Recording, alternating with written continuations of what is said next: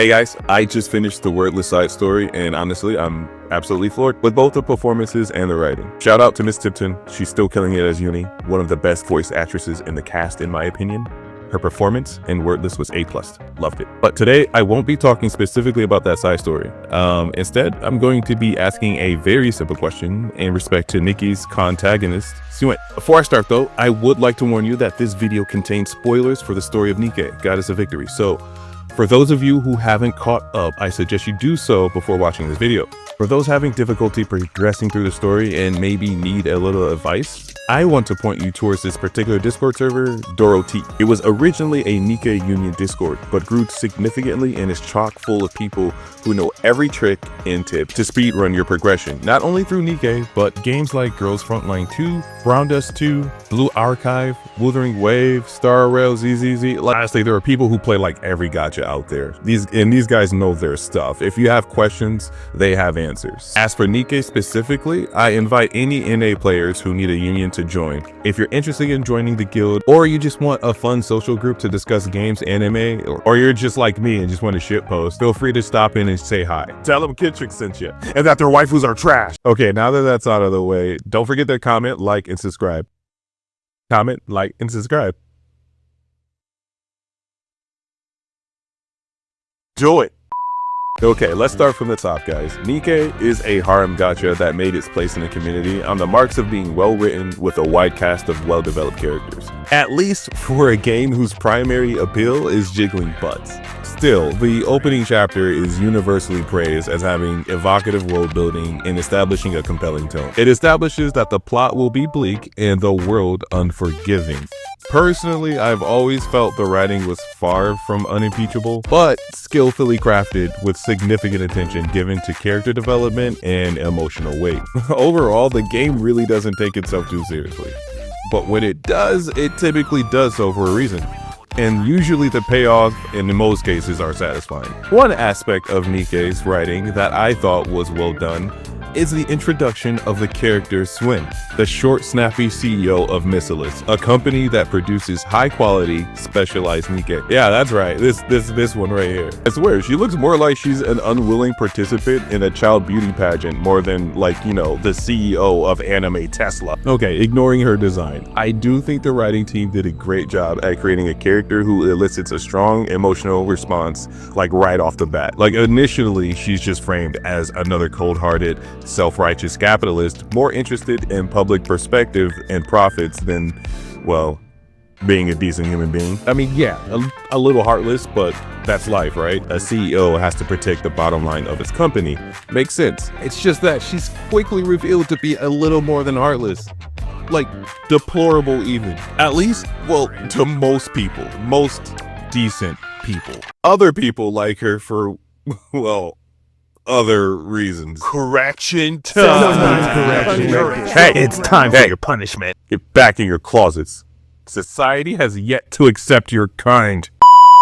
Syuen's personality is quickly revealed to be less than pleasant. Her every word reeks of maliciousness, her methods are often devious, and every goal is self-serving. Typical narcissist behavior, right? We've all seen it before, no big deal. Yeah, no. Buckle up, bucko. This is going to be a ride. And the commander's first encounter with her, she is beside herself with anger that he has no clue who she is. So instead of just explaining who she is, she forces a Nikke who is just minding her own business to announce her presence as if she were some member of royal heritage. If that wasn't cringe enough, she forces the commander, the main character mind you, to prostrate himself on the ground like a slave and repeatedly crushes his hand with her foot. I mean, come on, like this is obvious bait, but like it's time to get corrected.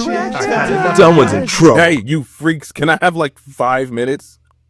Please? As the plot progresses, Syuen eventually strong arms the commander into doing like all of her dirty work. Like real rough stuff, life-threatening things that he has no business doing. But do you think she cares? I'll give you one hint. Syuen is repeatedly portrayed as being woefully unrepentant, a sociopath devoid of even the slightest grain of empathy. But that makes sense. Her place in the story is transparently antagonistic. Villains got a villain and all that. Not hating. However, the recent side story, Wordless, has revealed an aspect of her character that has yet to be explored.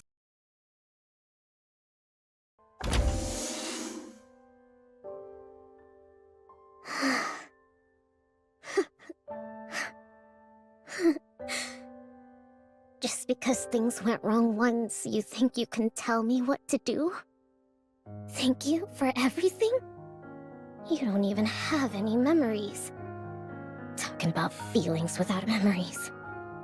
Scrap metal. Scrap metal. You think anything will change if you're gone? I don't need refuse like you around. I said I don't need you! I...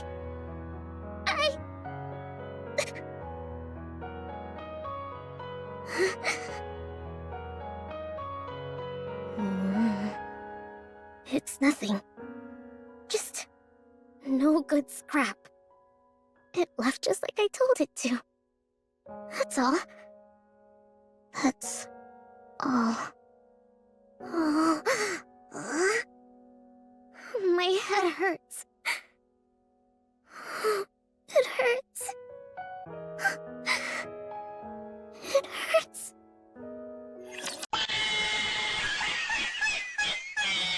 Well played, Shift Up. Yeah, I get it. Sad, cute, short anime girl being sad invokes feelings. Boo-hoo. Seen it before. Unimpressed, honestly. Still, that shred of depth and self-loathing is pointing her character progression towards a certain narrative arc. I mean, there's no way to know 100%. Shift Up could kill her tomorrow for all I know. But I do think it's pretty obvious where the writing is headed. Still, I'm less concerned about where they're going and more interested in how they're going to get there. Everyone can see the value in having an unrepentant antagonist pull a heel-faced turd and align themselves with the moral compass of the protagonist. It's a powerful narrative tool that, when used properly, it expresses the value of allowing those who have committed wrongs an opportunity to do right. Prince Zuko is like animated media's poster boy for this concept. Like Zuko and Aang, Syuen's worldview and goals conflict directly with the commander's. For example, the commander values all life and personal connections. Despite his status being given to him, his only desire is to not fail those around him and do what he can for those who he cares about,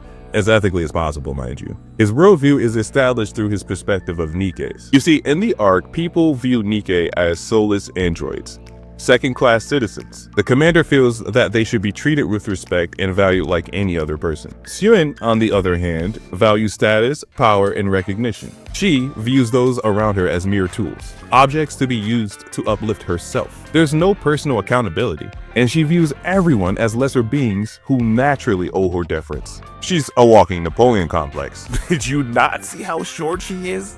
I mean, look at these legs. They may be 60% of her body, but they ain't doing much. I'm so sorry, vertically challenged people. This is not good representation for you. Okay, back to the point. The opportunity for redemption has been set up. At least in Wordless, Syuen is currently suffering, isolated, and being forced to self-reflect. These are the hallmark points of any character starting their redemption arc, which typically leads to atonement, or in some cases, not. The question remains, what does Shift Up have to do to properly land this character arc? Syuen has a long list of wrongs, and it's gonna take a little more than a headache and some whimpering to make Correction it right. time. I've had enough of you, sassy brat. Yes, I understand this character is intentionally designed to appeal to you, frothing sadists, but hold on, you will have your turn. Just let me finish. Correction time. Okay, you may think I'm over-exaggerating here. Kittrick, she can't be that bad. I'm sure she has a good reason. Okay, bet. Let's take away all the ooh-woo anime girl appeal and actually consider what she's done.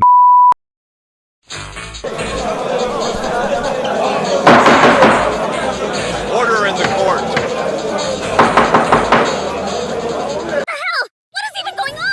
We, the Court of Correction Bros, hereby accuse the defendant of the following crimes. No! Brainwashing, psychological abuse, blackmail, endangerment, abuse of power, conspiracy, corruption, assault and battery. I've had enough of you. Mutilation, incrimination, false imprisonment, aiding and abetting, assassination. And your final accusation, the most heinous of them all, being lolly bait. Are you crazy? Seriously, I wish she had some redeeming qualities, but there is nothing sacred to Syuen. Everything is expendable and no one matters but her company and her bottom line. Wait, okay, no, nothing from that. Okay, sweet. All right, we can move on. I would argue that she has never once done anything out of the pure goodness of her heart. And yes, I know some would quote the Miracle Snow event stating that she did multiple altruistic things. To that, I beseech you, name one. Don't worry, I'll wait. Got one? Do it again. Don't worry, I'll wait. Got two? Impressive. Okay, now let's compare your list with mine. 1. She sent the commander on a suicide mission. Yeah, no, like, he had no business doing this, but she sent him to capture a rapture that he had no chance of doing. 2. When he miraculously survived and returned, she accused him of treason. 3. When that didn't work out and she was exposed for her involvement, she avoided responsibility, leading to the mind wipe of the commander's most loyal ally. And I just want you guys to understand, mind wipe is death. I mean, yeah, she didn't get us, but she got Rappy. And that's not the last person she was willing to kill, who she forced to help her in the first place. Number 4, later on, she reports Exia's actions to the Ark out of spite, resulting in her immediate execution. Again, Syuen didn't need to do that. She just did it to cover her ass. It was literally out of spite. 5 and 6. After all of that, she still manages to blackmail the commander, sending him on yet another suicide mission with the express intent on killing him multiple times in one day. I don't know about you, but at this point, I need to find a curb. No, not to sit on, for her to bite. Okay, I'm not gonna count this one, but when the commander survives and comes back, the player finally gets an iota of catharsis when she tries to blame all of the fallout from the preceding events on us, then has the ovaries to try Ingrid. Ingrid of all people. Hold on. I just want to put this in perspective, okay? Like, look at this. Yeah, like, I gotta give it to Syuen a little, credit for stepping up, but I think we all know how that turned out. I swear, if Nikke ever gets an anime, they better not bitch out. I want this scene in 4K, 60 frames per second, full beatdown, no cutaways. Put UFO table on it. I don't care how much it costs.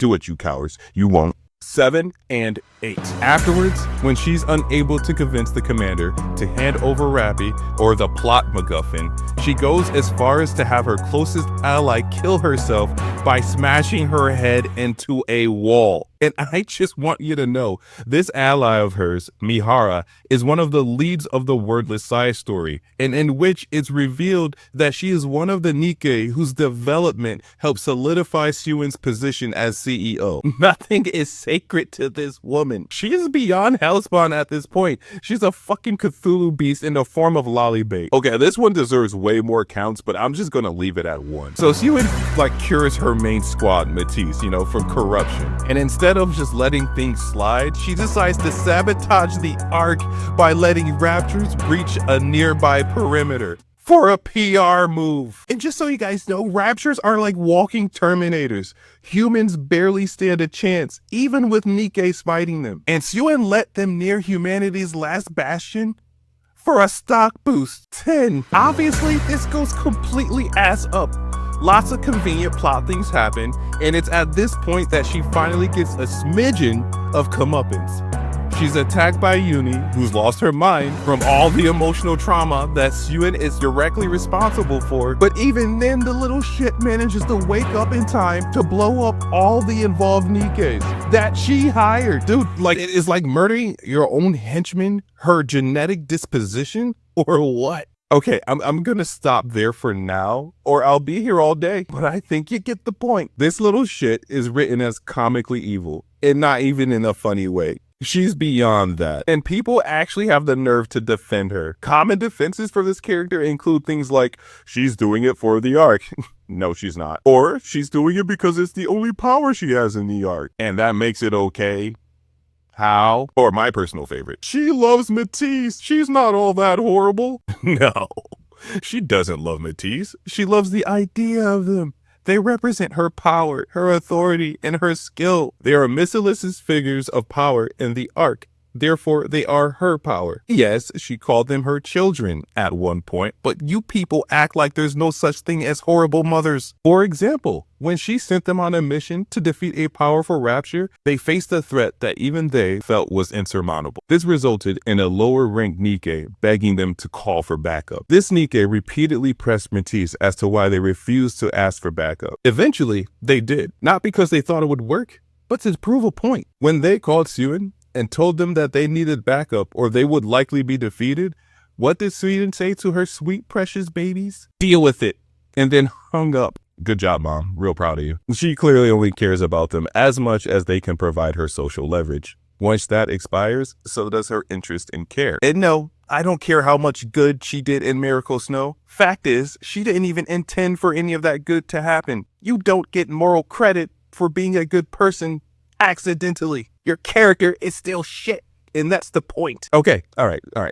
So I think I made my point, right? She's a terrible person, and she's hitting her comeback arc now. So, I know you may be asking, what's the problem? Well, I mean, there isn't one yet. The writers have yet to tip their hand, and I'm not gonna lie, given Nikke's inconsistencies, I'm a little worried. Let me put this in perspective. Syuen is the only CEO of the big three that displays these untenable levels of megalomania. Like, no one in her position is this cruel, this heartless, this poorly dressed. Like, bro, what is this skirt? So the question is, how are they going to excuse her behavior? Is this reveal going to be satisfying or just a typical anime whitewash? I genuinely wonder what Shift Up can do to make this character somewhat sympathetic. Besides the fact that she's an adorable petite anime girl. It's not that I think the task is impossible. Actually, I do think the writing is on the right track. Her loathing the absence of meaningful emotional connections in her life are traits of someone searching for meaning. These are the first steps to a solid redemption and potential atonement arc. But come on, seriously, this is a long list of shit. Personally, I'm not gonna fold if they pull some shitty moral shift at the end of the act. And no, I don't want to see more of her suffering. That's kind of the point here. Suffering in of itself isn't actual redemption. It's just suffering. Moreover, suffering isn't the point of redemption. It's not really even necessary, honestly. Wild take, I know. But hang with me for a second. Redemption is the desire to change. Atonement is the successful execution of that desire. Typically, characters need to experience some sort of rehabilitation to kickstart these processes. Hack writers usually resort to comical levels of suffering to make the reader feel like these concepts are earned. Personally, I don't subscribe to punitive rehabilitation as a method of teaching people how to be better people, which is the point of redemption and the atonement that comes from it. Real people, at least. In narrative, do what you want. But even then, you gotta be careful. Writers often just presume that suffering is the logical step in changing someone's outlook on life for the better. But suffering can push people down the wrong path. Read a Joe Abercrombie novel. Dude did his homework on psychology, and it shows. Just because we see a character put through a series of pain Olympics doesn't mean they've learned any lessons. Suffering is just suffering. To be clear, I'm not saying that I don't necessarily want Syuen's redemption arc to be suffering-free. Hell, if I was in the commander's shoes, I want Syuen to burn, spike her shampoo with Nair, lock her in a room with correction bros, and throw away the key. Look, all I mean to say is this. Although her situation is pitiable, it does not in any way alleviate the weight of her ethical failings. Redemption and atonement is about change and growth. Don't forget to see the forest through the trees. Redemption isn't earned by bleeding a lot. It's earned by wanting it. And atonement is earned by actually proving that you've changed. So I know I'm ranting a bit, but you might be wondering, why does this matter? We haven't seen the full story. What's there to complain about? And I'm not really complaining. I'm just a little wary. I'm not going to sugarcoat it. I'm going to be very disappointed if Syuen is whitewashed with a generic backstory that would never be accepted if, say, she were him. I know that I've done terrible things, but I was made fun of my peers in school. My parents never paid attention to me. I failed out of art school, then got banned off Discord for posting furry porn. All right, hold on. Let me take a second to say I'm being tongue-in-cheek. I don't really think that anyone's suffering is invalid, no matter what it is, big or small. Social isolation, ostracization, bullying, all these things can contribute to serious mental health issues. Ones that often lead to antisocial thinking and behavior that can lead to the death of one's soul. Or actual death. I'm joking about these things in a narrative sense, not in respect to real life. So, I mean, if you're going through it for any reason at all, my heart goes out to you, and I do hope things get better. Okay, back to roasting this bitch. Poor writing in media often confuses the explanations as to why a character is a horrible person as justifications. But yeah, no, sorry, that's just not how it works. But who knows? Like, she may not even go down the redemption path. She could pull a Jaime Lannister, remain as bad as she is, or worse, exist as a fetishized trope devoid of any meaningful character development. I mean, let's be real, it is a harem gacha game. At some point, you just gotta let gooners goon. Like, come on, dude, I'm not above that. I played Nikke specifically for the harem components. I'm not above this shit. But they did set it up, and we're hitting the point where the antagonist of this arc finally gets her development. For me, it's about emotional investment. Are you really gonna put me through all this shit, then drop the ball on the game-winning layup? Come on, Shift Up, come on, guys. I know you got this. I do think Syuen's design and her narrative stance were crafted damn near perfectly. I mean, it's obvious why people hate her in the story and why some people obsess over her design.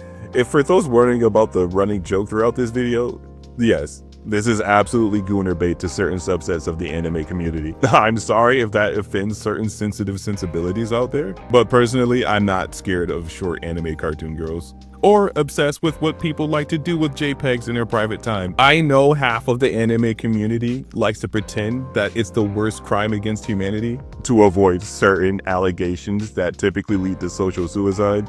But face it, nerd, when it's done right, the trope works. The contrast in aesthetic and social position has always been a solid playoff when done well, even when it's not a big eye cute anime girl. In fact, it's usually better in that case. I totally understand if lollies and the culture surrounding them genuinely makes you feel uncomfortable. Your feelings are valid, and I'm not here to tell you that they aren't until you start spewing your brain rot all over social media. Seriously, no one cares. And half of you are just telling on yourselves. Still, Syuen is a solid representation of the trope in her own way.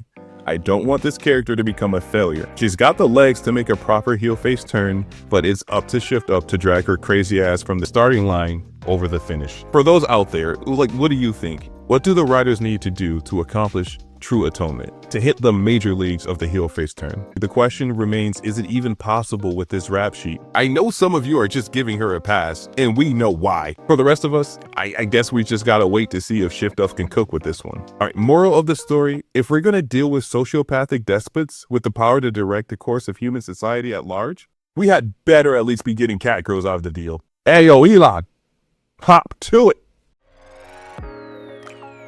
Hey guys, I just want to say thanks for watching. This was like my first real attempt at making something like worth something on YouTube.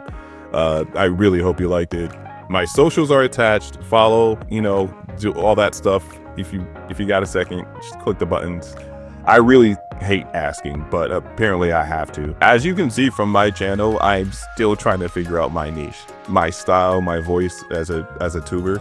But honestly, I really don't have a plan, but I do know the last thing I want to do is start chucking out soulless videos to appease some heartless algorithm. I am open to suggestions and recommendations of different types of content to cover, you know, whether it be character or lore videos or playthroughs of story content.